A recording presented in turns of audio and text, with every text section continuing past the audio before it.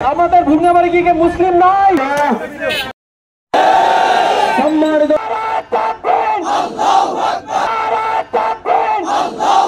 আজকে থেকে বাংলাদেশের যত ইসরায়েলি পণ্য আছে সব ইসরায়েলি পণ্যকে বর্ধিত ঘোষণা করা হলো।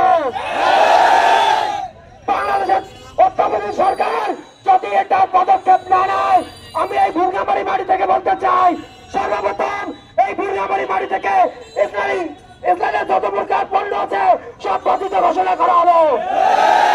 সেই সব মুসলিম দোকান থেকে ইসরায়েলি পণ্য পাওয়া যাবে। আমি মনে করবো তার ইমানের ঘাটতি আছে, তার ইমানের দুর্বলতার কারণে সেই সব ইমানদার দোকানদারেরা ইসরায়েলি পণ্য এখনো বিক্রি করতেছে।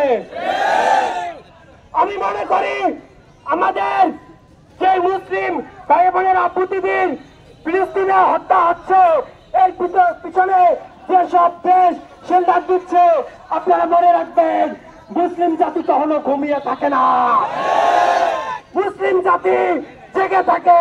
মনে রাখবেন এই ফিলিস্তিন থেকে আমাদের ইসলামী যুদ্ধ শুরু।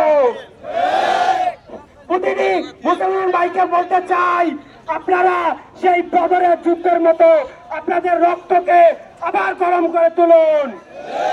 আমরা এই পৃথিবীর বুকে মুসলিম জাতিকে সেভাবে দেখাতে চাই যেভাবে আমাদের নবী রাসূলরা এই পৃথিবীতে ইসলাম প্রতিষ্ঠা করেছিল।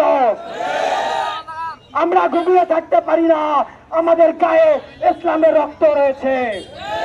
আমি সেই সাথে আরো বলতে চাই, প্রতিটি ভুঙ্গামারি দোকানদারকে আমি হাত জোর করে অনুরোধ করবো, আপনারা কোনো ইসরায়েলি পণ্য বিক্রি করবেন না। আপনারা যেই পণ্য বিক্রি করতেছেন সেই পণ্যের টাকায় সেই ইহুদিরা, হিটলারের নাৎসি বাহিনীরা, সেই ইসরায়েলরা ওই টাকা বোমা বারুদ কিনে আমাদের ভাই বোনের উপর সেই বোমা বারুদ দিয়ে নিক্ষেপ করা হচ্ছে। আমরা যেন এ ধরনের আরেকটি ঘটনা না দেখি। এই বাংলাদেশ থেকে ইসরায়েলি পণ্যের কোন প্রফিট সেই ইসরায়েলি দেশে যাবে না।